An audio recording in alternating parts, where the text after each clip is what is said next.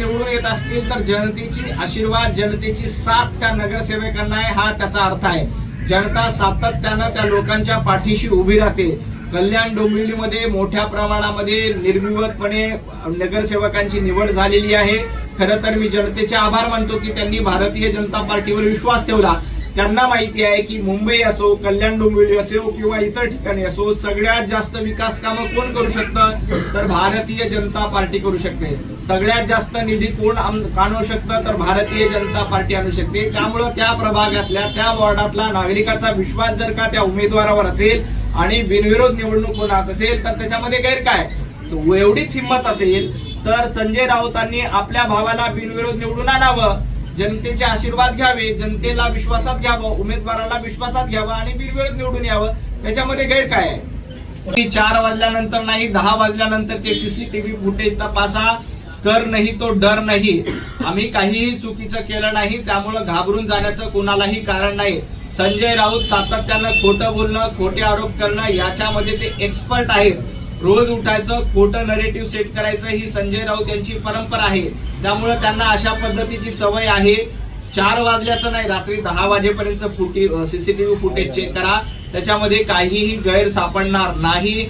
संजय राऊतांना असं वाटतंय की लोकांमध्ये थोडा संभ्रम निर्माण करायचा, लोकांमध्ये थोडंसं कन्फ्युजन निर्माण करायचं, कारण आपण लोकांना कन्व्हिन्स करू शकत नाही तर कन्फ्यूज तरी करूया. हे कन्फ्यूज करण्याचा प्रयत्न संजय राऊत यांच्याकडनं सुरू आहे, परंतु जनता कन्फ्यूज होणार नाही. जनता मुख्यमंत्री देवेंद्रजी फडणवीस साहेब, एकनाथजी शिंदे साहेब यांच्या पाठीशी भरभक्कमपणे ठामपणे उभी आहे. विधानसभेला देखील अशाच पद्धतीनं कन्फ्युजन निर्माण करण्याचा प्रयत्न संजय राऊतांच्या माध्यमातून, उभाटा गटाच्या माध्यमातून केला होता, परंतु त्याचा काहीही उपयोग झाला नाही. आता जरी कितीही कन्फ्यूज करण्याचा प्रयत्न केला तरी त्याचा काही उपयोग होणार नाही. ठाकरेंच्या बाबतीत उद्धवजी ठाकरेंचं धोरण वापरा आणि फेकून द्या असंच राहणार आहे. आपल्या स्वतःच्या भावाला सत्तेमध्ये वाटा मिळू नये म्हणून 2008 साली उद्धवजी ठाकरेंनी घराबाहेर काढलं. आपल्या स्वतःच्या भावाला आपल्या पक्षप्रमुख पदावर वाटा मिळू नये म्हणून राज ठाकरेंना बाहेर ठेवलं. हे संजय राऊतांमुळे झाले, उद्धवजी ठाकरे तुमच्यामुळे झाले. राज ठाकरे यांचा स्वाभिमान दुखवण्याचं काम, राज ठाकरेंना वंदनीय हिंदू हृदय सम्राट बाळासाहेब ठाकरे यांच्यापासून दूर करण्याचं काम उद्धवजी ठाकरे तुम्ही केलं होतं. आणि आदित्यजी ठाकरे तर असं म्हणाले होते की हा संपलेला पक्ष आहे, संपलेल्या पक्षावर मी बोलणार नाही. पण नियतीचा खेळ बघा, त्याच संपलेल्या पक्षाच्या प्रमुखाच्या दारामध्ये जाण्याची तुम्हाला वेळ आली. जो 2017ला जेव्हा मुंबई महापालिकेच्या निवडणुका झाल्या, राज ठाकरे यांचे 7 नगरसेवक निवडून आले. ते 7 नगरसेवक फोडण्याचं पाप कुणी केलं होतं संजय राऊत, याचं उत्तर द्या. उद्धवजी ठाकरे, तुम्ही आपल्या भावाचे 7 नगरसेवक फोडले होते. मनसेचे 7 नगरसेवक फोडून उभाटा गटामध्ये घेण्याचं काम तुम्ही केलं होतं. महाराष्ट्रामध्ये पक्ष फोडण्याची परंपरा जर का कोणी सुरू केली असेल पहिल्यांदा, तर त्याचं क्रेडिट, त्याचं श्रेय हे उद्धवजी ठाकरे आणि संजय राऊत यांना जाते. आज राज ठाकरे यांच्याबद्दल पुळका आला, परंतु माझी सन्माननीय राज ठाकरे यांना देखील विनंती आहे की पाठीमध्ये खंजीर खुपसण्याची परंपरा उद्धवजी ठाकरे यांची आहे. 2017ला तुमचा पक्ष फोडून तुमच्या पाठीमध्ये खंजीर खुपसला.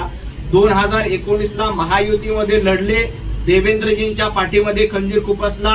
मुख्यमंत्री पदासाठी काँग्रेस आणि राष्ट्रवादीच्या मांडीला लावून बसले. आता देखील राज ठाकरे तुम्हाला सोबत घेतायत. उद्या कदाचित तुमच्या पाठीमध्ये खंजीर खुपसायला देखील हे कमी करणार नाही. त्यामुळं मनसैनिकांनी देखील सावध राहिलं पाहिजे. प्रभाग क्रमांक 161, 159, 157 मध्ये शाखा प्रमुखांनी राजीनामे दिले. खरं तर ही सुरुवात आहे. महाराष्ट्रामध्ये अनेक उभाटा गटाच्या लोकांनी राजीनामे दिले. मुंबईमध्ये मातोश्रीच्या बाहेर परवाच्या दिवशी शेकडो कार्यकर्ते एकत्रित बसले होते. त्यांनी देखील अशाच पद्धतीनं सामूहिक राजीनामे दिले. आमच्या मानखुर्दमध्ये ढेरंगे भाऊ हे निष्ठावंत शिवसैनिक होते. त्यांनी देखील आपल्या शेकडो समर्थकांसह राजीनामा दिला आणि अपक्षपणे फॉर्म भरलेला आहे. अशा अनेक निष्ठावंतांना डावलण्याचं काम उभाटा गटाच्या माध्यमातून सातत्यानं होत आहे. वर्सोवा असेल, मानखुर्द असेल, विक्रोळी असेल, अनेक ठिकाणी आपल्या निष्ठावंत लोकांना डावलून ज्या फायर ब्रँड आजीनी उद्धवजी ठाकरे यांची साथ दिली होती, त्या फायर ब्रँड आजीचं म्हणणं देखील उद्धवजी ठाकरे तुम्ही ऐकलेलं नाही.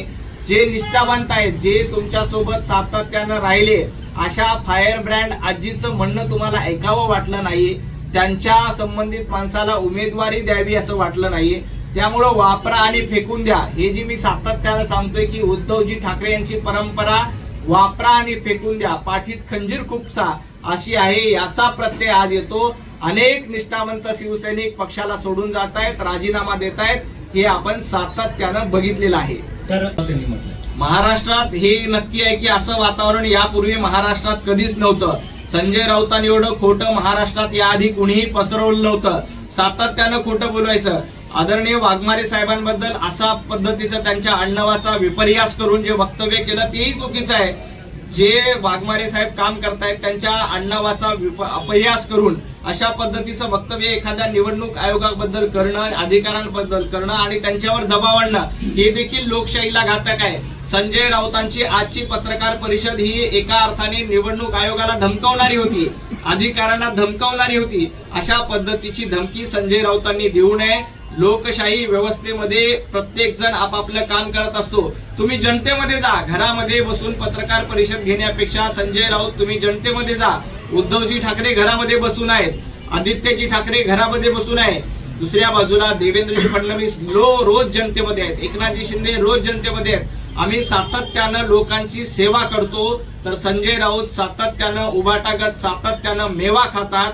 हा फरक महाराष्ट्रातल्या जनतेला माहित आहे. एका बाजूला सेवा करणारे देवाभाऊ आहेत, तर दुसऱ्या बाजूला मेवा खाणारा उभाटागट आहे. भोसाळकरांचं उदाहरण आहे. तिकडे संभाजीनगर मधले सुद्धा आपण राणे जे होते भाजपमध्ये ते मोठ्या प्रमाणावरती अनेक ठिकाणी असं झालेलं आहे की कार्यकर्त्या वर्षानुवर्ष काम करतायत, परंतु त्यावेळेला आपल्याला ती जागा जिंकणं महत्वाचं असतं. त्या जिंकण्याच्या दृष्टिकोनातून, कारण आपल्याला 150च्या आसपास जागा जिंकायच्या आहे. मुंबईमध्ये महायुतीचा महापौर बसायचा, त्याचा विचार करून पक्ष नेतृत्वाने निर्णय घेतलेला असतो. आता या निर्णयामध्ये काही कार्यकर्त्यांवर अन्याय होतो, परंतु हा अन्याय दूर करण्याची जबाबदारी पक्षाची असते. आमचा पक्ष हा कार्यकर्त्यांचा पक्ष आहे. आमचा पक्ष काय कुटुंबाचा पक्ष नाही की वडील राष्ट्रीय अध्यक्ष, मुलगा प्रदेशाध्यक्ष, त्याचा नातू जिल्हाध्यक्ष, ही परंपरा भारतीय जनता पार्टी नाही. इथं चहा विकणारा सर्वसामान्य मुलगा देशाचा पंतप्रधान होऊ शकतो. देवाभाऊ सारखे बूथ प्रमुख राज्याचे मुख्यमंत्री होऊ शकतात. आमचे रवींद्र चव्हाण साधे युवा भाजपचे अध्यक्ष होते, ते राज्याचे प्रदेशाध्यक्ष होऊ शकतात. चंद्रशेखरजी बावनकुळे ग्रामपंचायतची निवडणूक लढले, तिथून राज्याचे प्रदेशाध्यक्ष झाले. हे भारतीय जनता पार्टीचं धोरण आहे. बावनकुळे साहेबांचं 2019ला तिकीट नाकारलं, त्याच आदरणीय बावनकुळे साहेबांनी 2024ला एबी फॉर्मवर सगळ्यांच्या सह्या केल्या आणि ते राज्याचे प्रदेशाध्यक्ष झाले. 2019ला ते नाराज झाले म्हणून त्यांच्यावर अन्याय झाला आणि 2024ला ते प्रदेशाध्यक्ष झाले म्हणून त्यांना आनंद झाला का? तर ती त्यावेळेची परिस्थिती असते, त्या परिस्थितीनुसार निर्णय घ्यावा लागतो. जे संयम ठेवतात त्यांना हा पक्ष दखल घेतो. त्याचं उत्तम उदाहरण म्हणजे आदरणीय विनोदजी तावडे, चंद्रशेखरजी बावनकुळे या संपूर्ण कार्यकर्त्यांच्या पाठीशी पक्ष निष्ठेने उभा राहतो, हे देखील महाराष्ट्राने बघितलंय. त्यामुळं आपल्या माध्यमातून सगळ्या उमेदवारांना माझं आव्हान आहे की भारतीय जनता पार्टी ही असा पक्ष आहे की जो कार्यकर्त्यांचा पक्ष आहे. हा नेत्यांचा पक्ष नाही, हा कुटुंबाचा पक्ष नाही, एका याचा पक्ष नाही. हा सर्वसामान्य जनतेचा आणि कार्यकर्त्यांचा पक्ष आहे. त्यामुळं त्याच्या पक्षाच्या विचारधारेवर विश्वास ठेवून आपण निर्णय घ्या. आपल्याला माहिती आहे पक्ष आपल्या सर्वांची काळजी घेईल. मुंबईमध्ये संघाचं नागपूरचं कार्यालय नागपुरात आहे आणि तिथं मराठीचाच कारभार चालतो, मराठीतच चालतं. राष्ट्रीय स्वयंसेवक संघ कधीही भाषावाद, प्रांतवाद याला थारा देत नाही. सबका साथ, सबका विश्वास, सबका प्रयास हेच धोरण घेऊन आम्ही चालतो. आम्ही सर्व हिंदूंना एकत्रित करून, सर्व भाषिकांना एकत्रित करून पुढे घेऊन जाण्याचं काम राष्ट्रीय स्वयंसेवक संघाच्या माध्यमातून गेल्या 100 वर्षांपासून सुरू आहे. मोहनजी भागवत स्वतः उत्तम मराठीमध्ये बोलतायत, हिंदीमध्ये बोलतायत, त्यांना अनेक भाषा येतात. याच्यामध्ये गैर काय? संजय राऊत तुम्हाला मराठी हिंदी शिवाय तिसरी भाषा येत नाही, हा संजय राऊतांचा दुबळेपणा आहे. मोहनजींना 4 भाषा येतात, ही आनंदाची गोष्ट आहे. राष्ट्रीय स्वयंसेवक संघ वेगवेगळ्या प्रांतामध्ये काम करतं. केरळ, कन्याकुमारी पासून काश्मीर पर्यंत राष्ट्रीय स्वयंसेवक संघाच्या हजारो शाखा आहेत, लाखो स्वयंसेवक आहेत. अनेक कोट्यावधी लोकांपर्यंत पोहोचण्याचं काम या माध्यमातून सातत्यानं केलं जात आहे. संजय राऊत, संघावर टीका करण्याची लायकी तुमची नाहीये.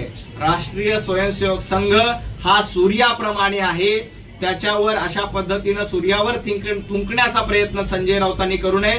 ती थुंकी संजय राऊत तुमच्याच तोंडावर पडल्याशिवाय राहणार नाही. राज ठाकरे उबाटा गटाचे नेते खासदार जनाब संजय राऊत हे राहुल गांधींच्या हाताचे बाहुले आहेत, सोनिया गांधींच्या हातचे बाहुले आहेत. महाराष्ट्रामध्ये हिंदुत्ववादी सरकार येऊ नये, मुंबईमध्ये हिंदुत्ववादी सरकार येऊ नये यासाठी संजय राऊत हे राहुल गांधींच्या सांगण्यावरून हा सगळा प्रकार करतायत. कालच राहुल नार्वेकर यांनी देखील या संदर्भात स्पष्टीकरण केलं. आम्हाला कोणावरही दबाव आणण्याची गरज नाही, कारण मुंबईकरांचे आशीर्वाद भारतीय जनता पार्टीच्या सोबत आहेत, जनतेचे आशीर्वाद भारतीय जनता पार्टीच्या सोबत आहे. दबावाचं राजकारण, धमक्या देण्याचं राजकारण कुणाकडनं केलं जात आहे ते संजय राऊत तुमच्या पक्षाकडनं केलं जात आहे. अनेक अपक्ष उमेदवारांना धमक्या देण्याचं काम संजय राऊतांच्या माध्यमातून, उबाटा गटाच्या माध्यमातून मुंबईत केलं जात आहे. परंतु मुंबईकर, सर्वसामान्य नागरिक तुमच्या धमक्यांना घाबरणार नाही. 25 वर्ष ज्या पद्धतीनं मुंबईची लूट केली, मुंबईचा मलिदा तुम्ही घरी नेऊन खाल्ला, हे महाराष्ट्राने बघितलेलं आहे. त्यामुळे तुम्ही कितीही धमक्या दिल्या, तुम्ही कितीही अशा पद्धतीच्या एकमेकांना आरडाओरडा करण्याचा प्रयत्न केला, तर मुंबईकर, मराठी माणूस भारतीय जनता पार्टी आणि महायुतीच्या सोबत राहील, याच्यामध्ये अजिबात शंका नाही. संजय राऊत यांनी लोकशाहीच्या तर गप्पाच करू नये. ज्यांचा स्वतःचा पक्ष घराणेशाहीवर अवलंबून आहे त्यांना लोकशाहीच्या गप्पा मारण्याचा अधिकार नाही. त्यांनी असं देखील काय असतं हे माझ्यापेक्षा संजय राऊतांना जास्त माहिती आहे. मध्यंतरी आमच्या एका माता भगिनीला फोनवरून कशा पद्धतीनं धमकी दिली होती, तुमची कॉलर पकडतो, तुला जगणं हरामी करतो, अशा पद्धतीचा अश्लील शिवीगाळ फोनवरून एका माता भगिनीला देणं हे संजय राऊतांनी केलेलं कृत्य होतं. त्यामुळे धमकी देण्याची सवय संजय राऊतांना जास्त आहे. भारतीय जनता पार्टीला धमकी देण्याची गरज नाही, कारण आम्हाला जनतेचे आशीर्वाद मिळवायचे, जनतेची सेवा करायची. आम्हाला जनतेचा मेवा खायचा नाही, जनतेची सेवा करून त्यांचे आशीर्वाद मिळवणे ही आमची परंपरा आहे. तर धमकावणं, लोकांकडनं खंडणी वसूल करणं ही उबाटा गट आणि संजय राऊतांची परंपरा आहे. फॉर्म भरलेले आहेत, तर भाजपची डोकेदुखी वाढलेली नाहीये का? आज अर्ज मागे घेण्याचा शेवटचा दिवस आहे. आज संध्याकाळपर्यंत तुम्हाला लक्षात येईल की भारतीय जनता पार्टीच्या ज्या काही लोकांनी अर्ज मागे घेतले असतील त्यातले बहुतांश अर्ज आज दुपारपर्यंत मागे घेतले जातील. कारण भारतीय जनता पार्टीचा कार्यकर्ता हा पक्षाची निष्ठा ठेवून, विचारांशी निष्ठा घेऊन काम करतो. उमेदवारी एखाद्या कार्यकर्त्याला मिळते, एखाद्या कार्यकर्त्याला मिळत नाही. पण भारतीय जनता पार्टीचं केंद्रात सरकार आहे, भारतीय जनता पार्टीचं राज्यात सरकार आहे आणि महापालिकेत देखील भारतीय जनता पार्टी महायुतीचा महापौर बसणार आहे. त्यामुळं येणाऱ्या काळामध्ये पक्षातील कार्यकर्त्यांना भरपूर संधी, भरपूर वाव काम करण्यासाठी मिळणार आहे. त्यामुळं आमचे जे अपक्ष उमेदवारांनी अर्ज दाखल केला आहे ते आज संध्याकाळपर्यंत निश्चितपणे माघार घेतील. भारतीय जनता पार्टी कुठेही बंडखोरी करणारी पार्टी नाही, कारण आमचा पक्ष हा शिस्तीत चालणारा पक्ष आहे, आमचा पक्ष विचारांवर चालणारा पक्ष आहे, आमचा पक्ष कार्यकर्त्यांवर चालणारा पक्ष आहे आणि या कार्यकर्त्यांच्या जोरावर आम्ही निवडणूक लढतोय. आणि आम्हाला खात्री आहे की जे बंडखोर आहेत ते माघार घेतील आणि या महापालिकेच्या निवडणुकीत आम्ही 29 पैकी 29 महापालिका जिंकू. वर्ष राज ठाकरेंची तुम्हाला आठवण झाली नाही. राज ठाकरेंना शिवसेना भवनातून बाहेर काढणारे कोण होते? राज ठाकरे शिवसेना भवनातून दूर गेलं पाहिजे, राज ठाकरे मातोश्रीच्या बाहेर गेले पाहिजे, राज ठाकरे वंदनीय बाळासाहेब ठाकरेंच्यापासून दूर गेला पाहिजे. यासाठी कुणी कुणी कसे षडयंत्र रचले होते हे महाराष्ट्राने आणि मुंबईने बघितलंय. त्यामुळं मनसैनिकांना माहिती आहे आताची युती ही युती नाही तर भीतीपोटी उद्धवजींनी राज ठाकरेंना समोर घेतलंय. याची कल्पना राज ठाकरे नाही आणि मनसैनिकांनाही आहे. त्यामुळं मनसैनिक सच्च्या मनाने उद्धवजी ठाकरे यांच्या सोबत नाही, उबाटा गटाच्या सोबत नाही. खूप खूप धन्यवाद. तर आरोच्या मार्फत उमेदवारी अर्ज मागे घेतला जात नाही एवढी साधी माहिती देखील संजय राऊतांना असावी. जोपर्यंत उमेदवार ठरवत नाही, जोपर्यंत उमेदवार स्वाक्षरी करत नाही, तोपर्यंत उमेदवारी अर्ज मागे घेतला जात नाही हे देखील संजय राऊतांना माहीत नसावं याचं मला जास्त नवल वाटतं. संजयजी राऊत, आपण आतापर्यंत 5-6 निवडणुका लढलेला आहात. भलेही मागच्या दारानं काय होईना, परंतु आपण फॉर्म भरलेला आहे.